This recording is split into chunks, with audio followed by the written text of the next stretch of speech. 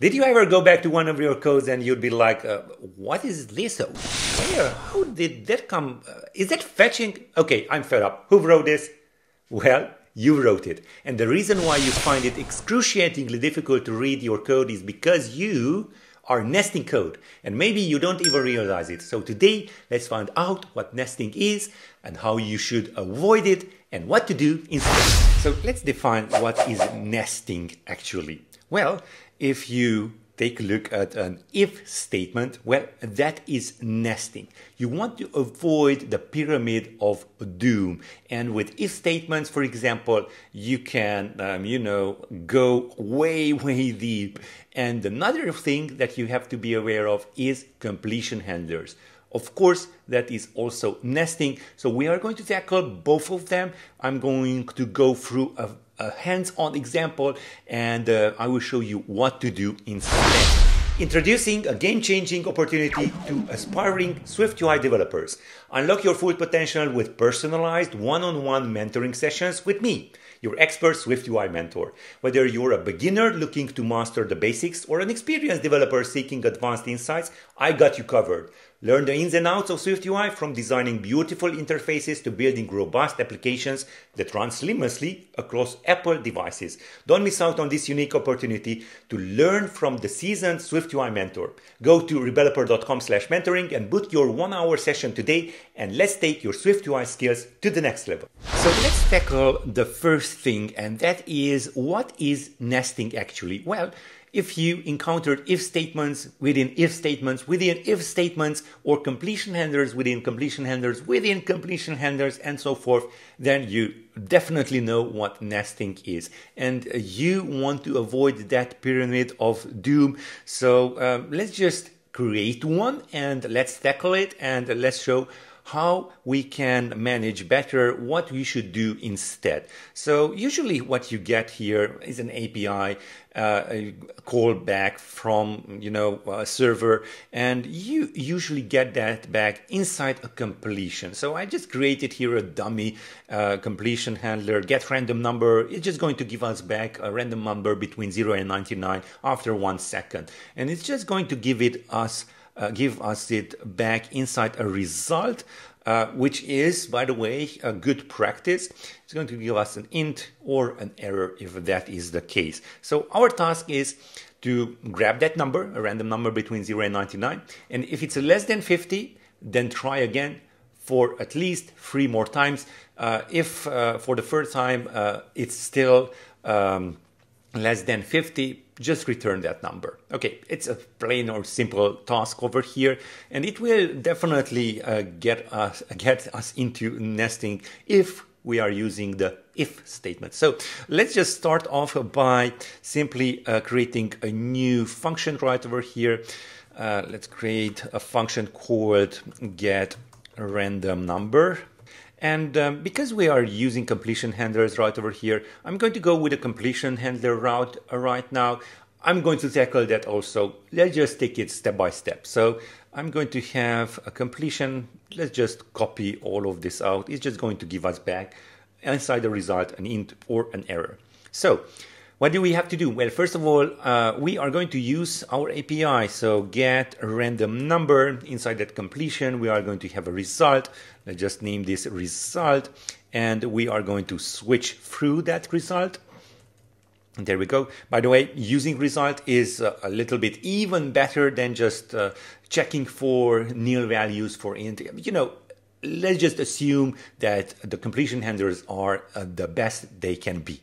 So first of all, we have, let's take care of the failure. So we just go and complete completion.failure with that failure. Okay, under the success, we are going to get back a number.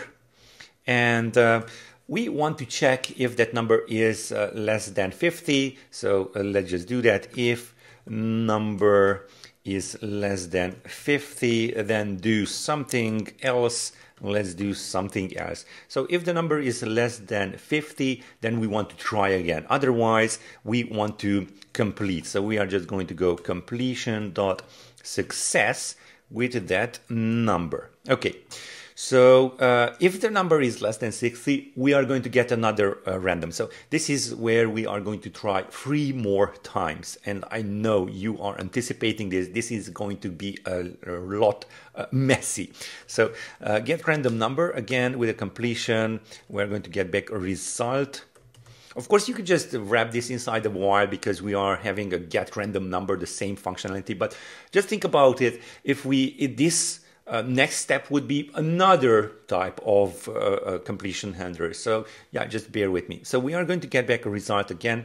So we are going to switch through that result again. So switch result, and let's just have a number right over here. Let's take care of the failure. So completion dot failure.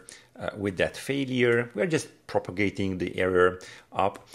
And again, we want to check if number is less than 50, then do something else.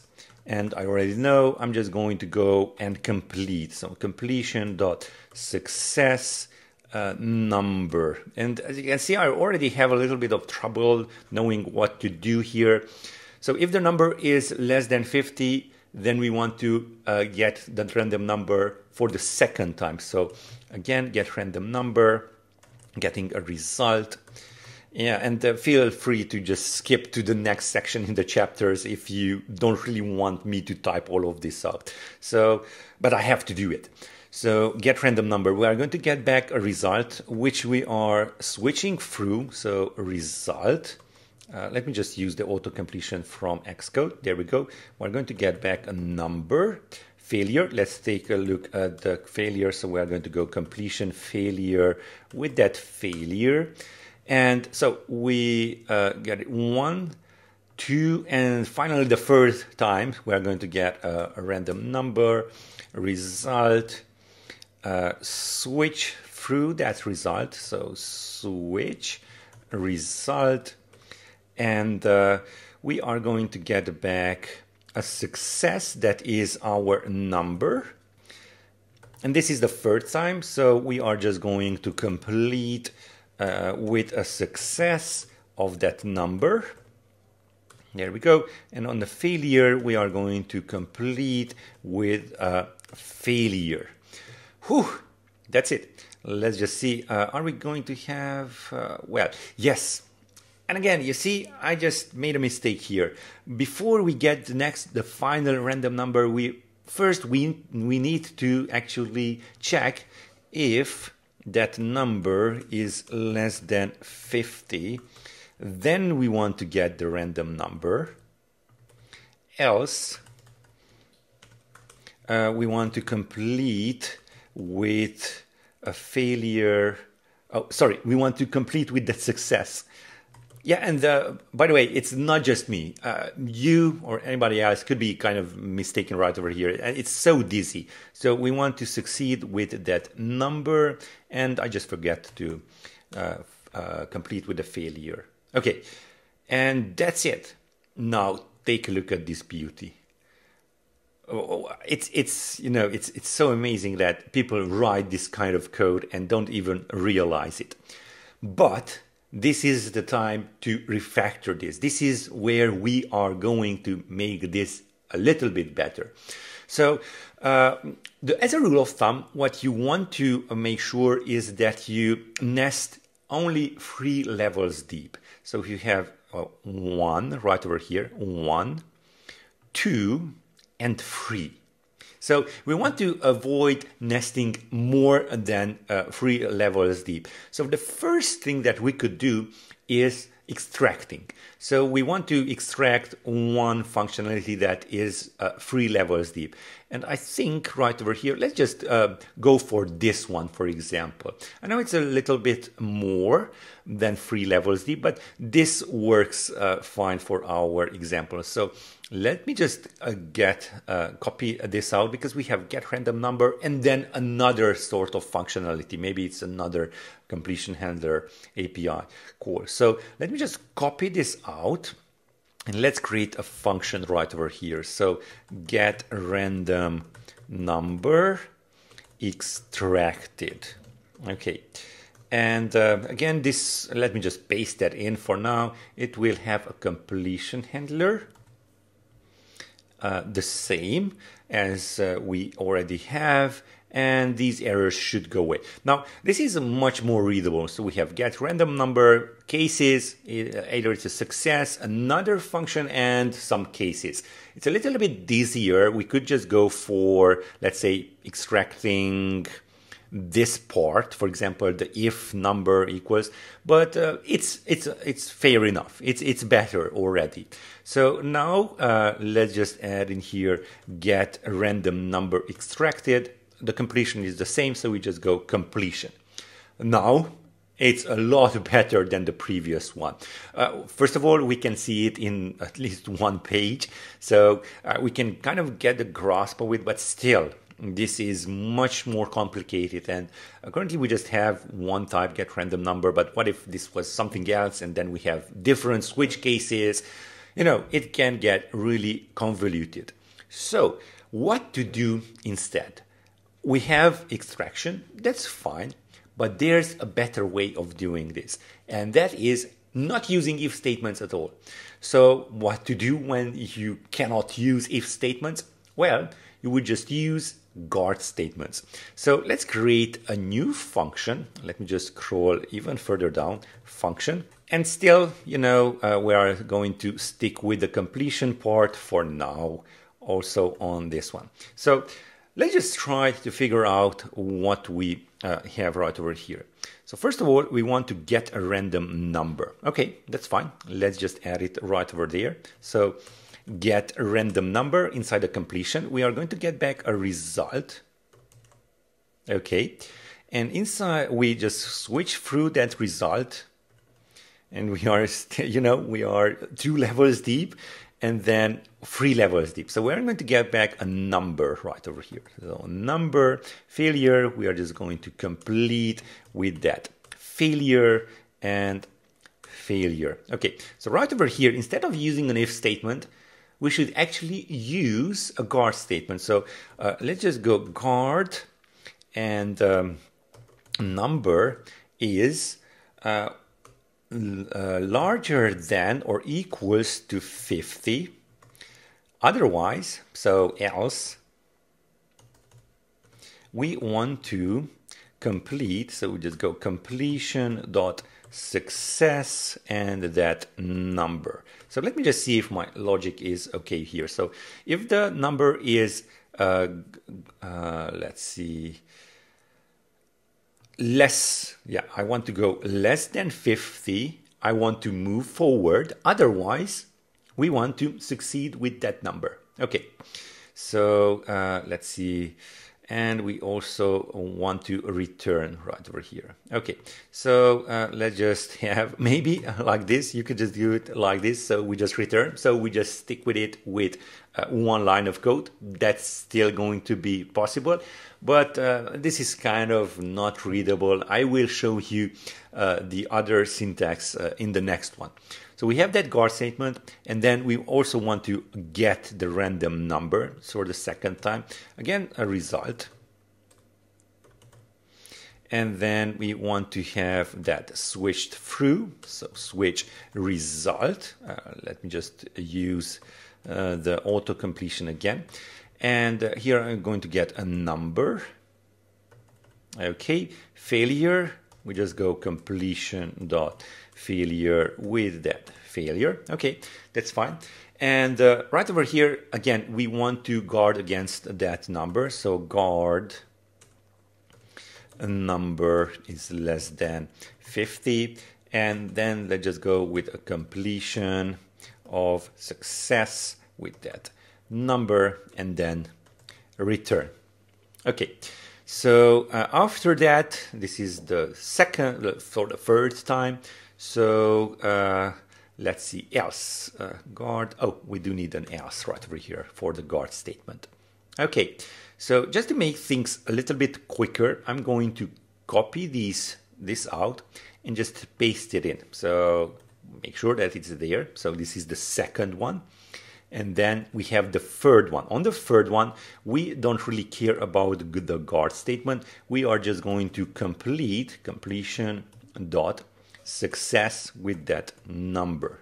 Okay, so yes, we kind of eliminated the if-else statements, but it's still much more convoluted. You see, we have all of those pyramid, or the pyramid of do. A little bit better than the first one. Yeah, we refactored this, but it's a little bit better than the first one. But we can do even better because we still have this ugly pyramid of doom. We don't want that. So what I recommend, as you can see, all of this is messed up because of the completion inside the get random number. So let's go all the way up and let's create an asynchronous throwing function for the get random number. So let's create a function called get random number. There we go. And let's mark it as async throws. And it will just return an int value. So how can we get the get random number completion into the asynchronous throwing function? So we are going to use try await, that's for sure. And we are going to type out with checked throwing continuation. As you can see, there's also with checked continuation if your function is not throwing any errors, but in our case it is. So with checked throwing continuation. Here we are going to get back a continuation. And then we can just use our get random number with a completion function. This will be kind of like the opposite, the inverse of a completion handler. So let me just type this out and you will understand it easier. So here we go. We have a completion. We are going to get back here a result. And we are going to go continuation dot resume with that result. And it's as easy as that. I do have a separate YouTube video on this. Link will be down in the description. Okay, so we have our get random number asynchronous throwing function. So let us refactor this code again. So let's create a function. So function get random number. And this will be an asynchronous throwing function. And it will return an int. And by the way, a random number and async. I just call it async. It's asynchronous throwing with the guard statement, but we will see it. Okay, so first thing first, we want to try await and then get random number. And as you can see, we are going to not use the one with the completion header. We are going to use the one with an asynchronous throwing function. So that's our random number. And what we want to do is let random number equals try await get random number. That's our random number. Now we want to check if this random number is less than 50. So we go with the guard statements. Guard random number is less than 50. Else we want to actually return yes, we want to return that random number. Okay, so if it's less than 50, we want to proceed. Otherwise, we want to return that random number. So what we want to do is get another random number. So what we could do is just copy these out and paste it in there. Of course, now we want to name this as random number 0. And then if that random number 0 is less than 50, then we want to return that random number 0. Let's do this another time. So let's just have this as 1. And then 1 again, and 1 again. And finally, we want to have number 2. And either way, we don't want to check for this. We are going to return our random number, well, not 0, 2, but 2, random number 2. And if you also want to get a little bit more shorter, we are just going to omit the creation of that constant. We are just going to go and return try await get a random number. Now, how awesome is that? Much more readable in line, so one after the other. You can see what it's doing. You have these checks right over there at the beginning of our functionality, and then you just do whatever you want to do after you made all of your checks. Much better than these monstrosities that we tried to construct earlier. Now, if you do find yourself writing these kind of codes, or if you already have your code written in this way and you don't really know how to refactor it, make sure to check out the rebeloper.com/mentoring link in the description, where you can hire me for 1 hour and I can take a look at your code and refactor it as it should be. Also, if you want to learn SwiftUI, I'm also available for that inside the mentoring sessions. And if you want to learn how I created a SwiftUI application that is accessing the ChatGPT API, make sure to check out the video right over here.